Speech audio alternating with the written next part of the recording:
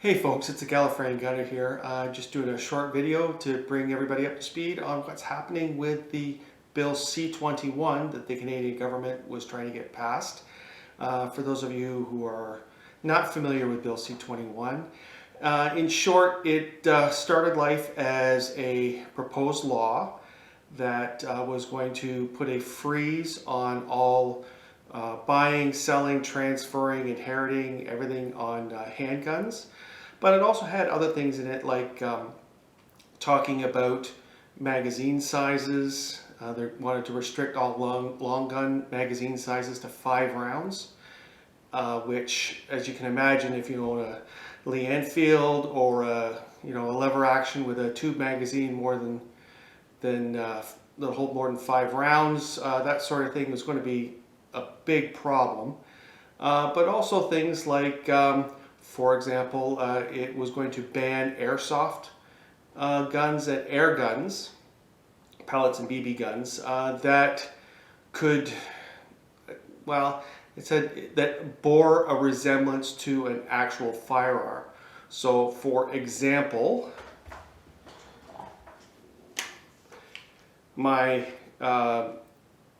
Walther CP99 air pistol, which is in fact an air pistol, or my old Crossman 45 style BB gun would become prohibited weapons under this new act, as well as everybody who owned an airsoft M16 or MP40 or anything like that.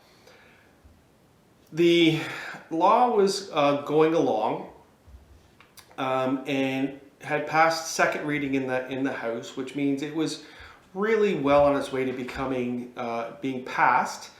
The Liberals, who are in a minority government, had the support of 2 of the 3 opposition parties, the Parti Québécois and the New Democratic Party, which gave them enough votes in the House to be able to pass this law, even though the Conservative Party of Canada was opposing it.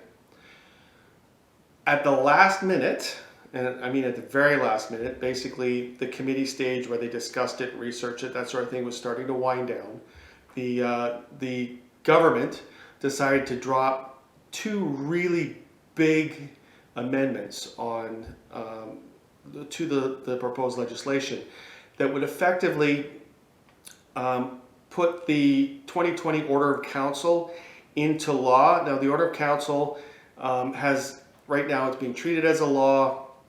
There's going to be the gun buybacks, all those sorts of things, but because it hasn't been passed in the House as a law, another government can come forward and just kill it and erase everything that was in the OIC. However, if it gets passed as a law, then that makes it a lot more difficult, especially if the government, if the Liberals get voted out and the Conservatives get voted in with a minority government, they wouldn't have the votes to cancel, the proposed law.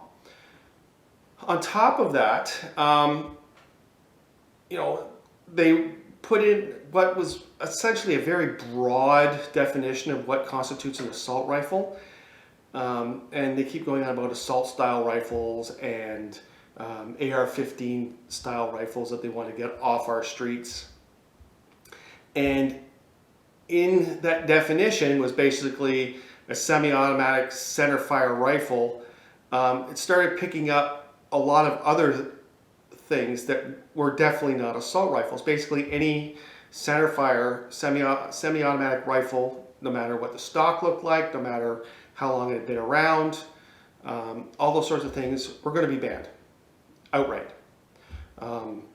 In addition, the other amendment that they brought out was that they proposed was that it was basically a big, huge, long list. Now, in the 2020 OIC, instead of defining an assault rifle or assault-style rifle, they just gave a list of about 1,500 different makes and models of firearm. In this, they were adding hundreds and hundreds and hundreds and hundreds of others that, for the most part, weren't really, nobody looking at it would consider an assault-style rifle. They had shotguns on it. They had For example, the Ruger Mark I, which is a single-shot rifle. It's not even a single-shot repeater. It's a single-shot rifle. Was going to be put on the prohibited list because even though there's a 22 caliber version and all of that, there was one version that came out that fired a round that was in excess of 10,000 joules of energy at the muzzle, which was another one of the criteria for banned rifles and shotguns. So it was a big mess, and you know, it had other things on it, like in previous video I talked about the GSG 16, the GSD 15, their version, the 22 semi-automatic clone of the MP40, all of those things, because they looked tactical, they were banned. You know, because the GSG 16 slightly resembles an MP5, it obviously had to be banned. And then famously, if you've been following the news, especially in the States, there was that one-off firearm, that single-shot firearm that Mark Serbu down in the States built. It's only one exists in the world, called the Buttmaster. Somehow made it on the list as well. So it was just a big schmozzle.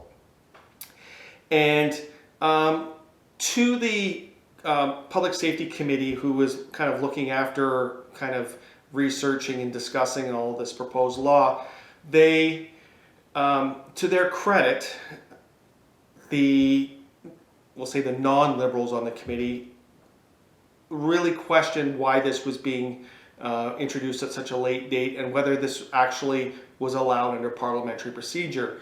And they were, you know, the NDP and the Parti Québécois, who were the allies of the Liberals in this, they didn't like this. And together with the Progressive Conservatives, were really questioning it in the House.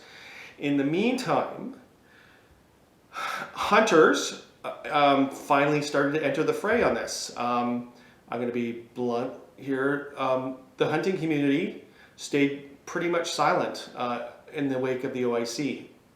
And they stayed pretty much silent when the proposed handgun ban came out.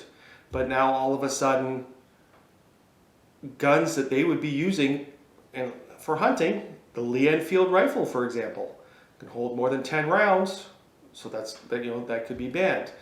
The SKS rifle, which is a semi-automatic rifle, yes, it was designed kind of in the wake of World War II, but you know, that's a 70-year-old piece of technology, and some people say there's like over 100,000 of them in Canada, because you could pick one up for $100 and the ammunition for it for a song, and you know, it's a indestructible rifle. You could take it anywhere. It's really good for hunting, especially in the north.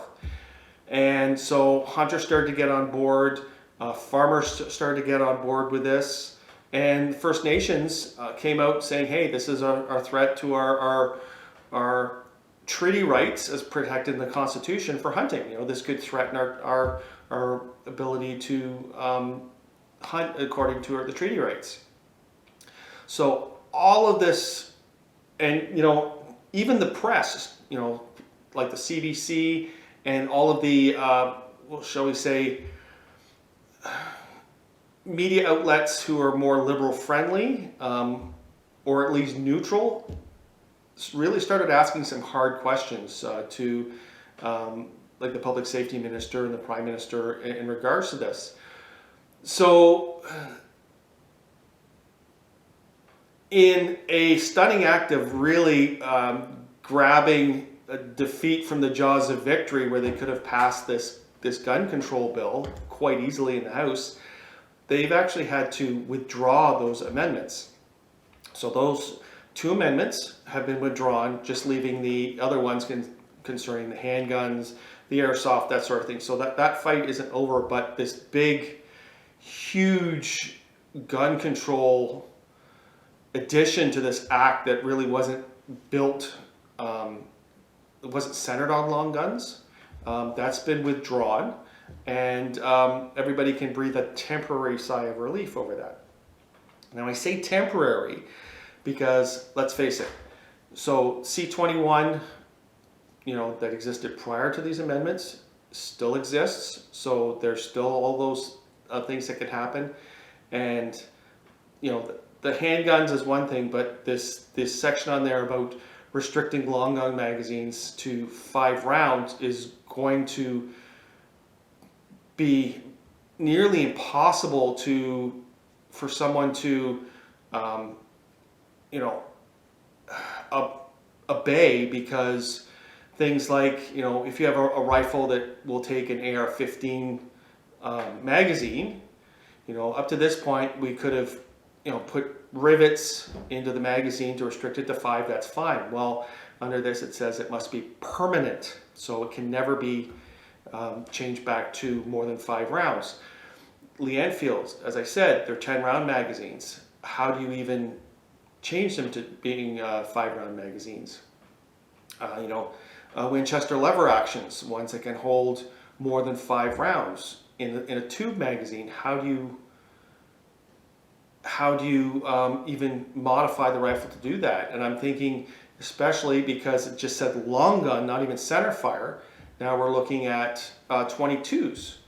Traditionally, you could put as many rounds as you want in a 22, because let's face it, people don't go on rampages with 22 caliber rifles. Ones with 2 magazines that go through the stock, all of a sudden, how do you restrict that to 5? My GSG 16, it comes with a 22 round magazine. You can get a 10-round magazine. I've never seen one in Canada, but I know they exist. But even that would be too much. 5 rounds for a 22, that's, ridiculous.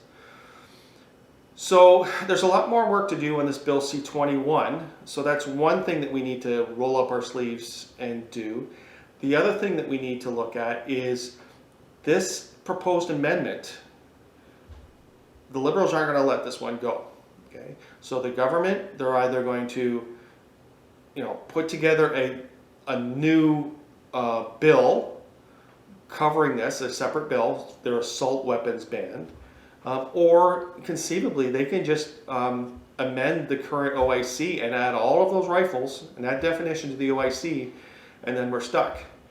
And with the hopes that they can either put together a coalition to get it passed as a minority government, or hope that they get a majority next time and pass it without anybody's help. So what this means is, in the shooting community, the airsoft community, the air rifle and air pistol community, the sport shooters, the hunters, farmers who use it on their land as a tool, First Nations people, all of us, and even those people who are sympathetic to the gun community, we have to band together, put aside all of these differences that we've had, and we need to start working together. Okay? Support one of the groups, CCFR or any of these other groups who are working to represent the gun community, whether you agree with their politics or not. We need to band together and fight what's going on here. You have the ability to write letters to your MPs. They don't cost anything to post. All it costs is the paper and envelopes. You can address them and send them off to all the MPs in Canada, and it won't cost you a dime. So write letters, phone constituency's office, do everything you can to bring it to attention that legal gun owners are not the problem. Okay? We have abided by all the rules that have come out so far. We've taken the courses, we've done the background checks. For those of us who have our pals, we are subjected to those background checks on a regular basis. So we've done our part, and we expect not to be punished for things that we haven't done. So anyway, I'm just going to leave it there. Please, I'm a Canadian gun tuber. I'm a small channel right now. I'd like to grow it, so please take a moment and like this video, and please subscribe to my channel, and please feel free to comment below, and I guess I'll see you next time. Okay, take care.